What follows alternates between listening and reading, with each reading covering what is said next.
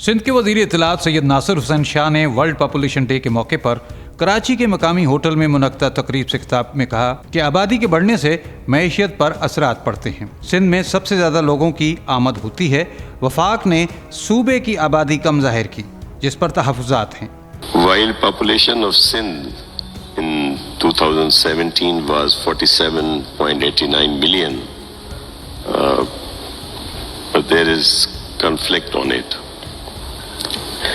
We think that we have more numbers than 47.89 million. We believe Sindh bears more pressure due to migration from within the country, resulting into burden on the economy and resources of the province.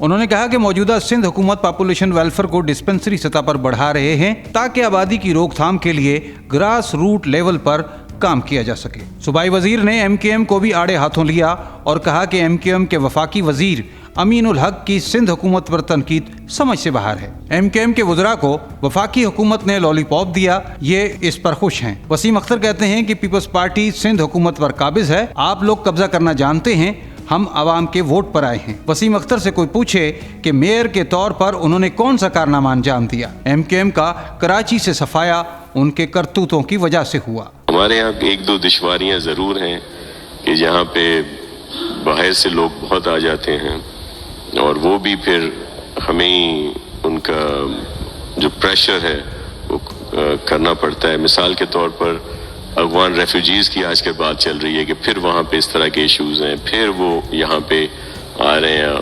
पूरी दुनिया में जहाँ पे आते हैं refugees ज़ाहिर है आ सकते हैं। आइनी तौर पर, इखलाकी तौर पर, इंसानी तौर पर हम किसी को नहीं रोक सकते। सैयद नासिर हुसैन शाह ने कहा कि अगर कराची के अवाम ने MKM को मुस्तरद किया है तो इसमें सिंध हुकूमत का क्या कसूर।